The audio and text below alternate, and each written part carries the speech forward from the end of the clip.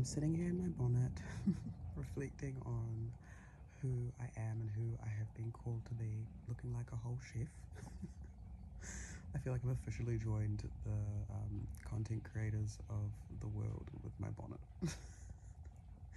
Anyway, that's not what I came on here to say. I've been reflecting on who I am as an artist, as an ancestral medium, as so many things, but as a channel for the divine, and as a plant person, as a herbalist. All these like different things that I do entail or require me to be a channel, is what I wanted to say. And if you imagine a channel,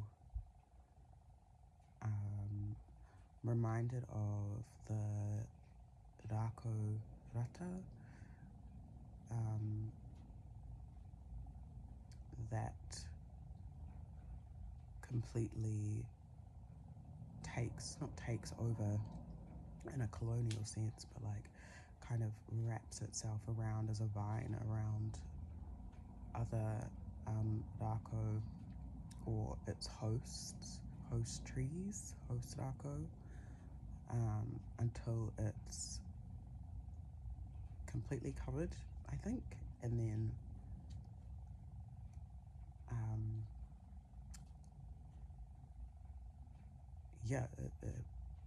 I remember connecting with that Rako, and oh my gosh, this is taking me back to Wānanga. I remember seeing, like, which I think it's safe to share, I remember seeing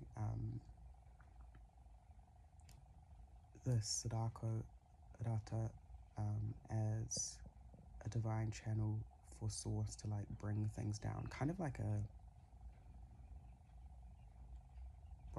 elevator, like a lift. And it's funny because I always have dreams where I'm like in lifts, like going up and down and up and down and up and down, and it's actually not that fun. I've had dreams where I've been in a lift and I've like fucking been transported all the way into the sky, and I'm literally like screaming for my life, man. In the dream I'm like, oh, holy shit,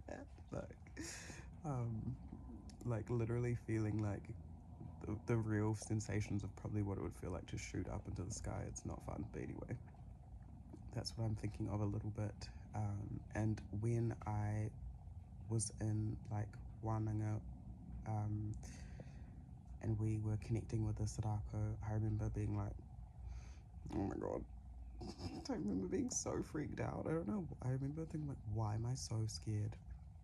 And now, which is like years later, it's probably been like 4 or 5 years or even longer, I'm like, yo, I actually realize now why I was so scared.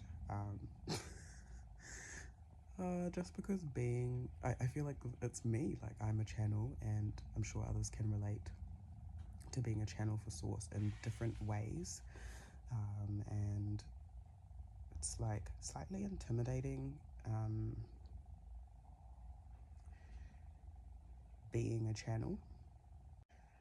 Can't quite find the language as to why, but I guess in terms of the visuals, like connecting to source, connecting to the divine, the Most High, and it's almost like the feeling of being, I wouldn't say you're removed from your body, because I think that it's really important to be grounded in your vessel, which I have learnt doing this work,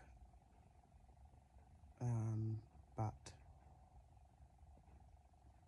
it's like a transportation, and you also become a channel of transmutation. And it's interesting because I've been reflecting on like observing versus absorbing, but there's a part of me where I don't know if that is entirely possible to observe wholly without absorbing, oh my gosh, my stomach, absorbing anything at all as a channel, as a medium. Feel like things are going to move through you, but it's supposed to come out. It's not supposed to like stay. So maybe that's what observing rather than absorbing means, because I think sometimes with that definition, or we can think it means not to feel, but it's like you're going to always feel, you're going to feel deeply, and it's going to move you and shake you and maybe break you at times, but as a channel for the divine, that is part of the mahi, the work, is to feel deeply and then transmute that out. And I've been doing this mahi for like 6 years now, and only only now do I feel like I'm getting a little bit quicker at transmuting and not absorbing and just letting it flow through and out of me. But it takes a lot of compassion, and of course a lot of cleansing and protection and prayer, and stuff. But being a channel also means that you are someone that listens, not just hears. You listen to the wound, or what is being, not even just wounds, the story, the DNA, the ancestral messages that are coming through somebody's energy or experience or being, nervous system, whatever it may be,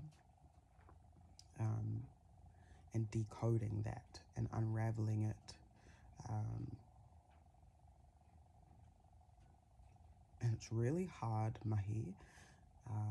It's really messy as well. It can be messy, like, especially because like you could potentially be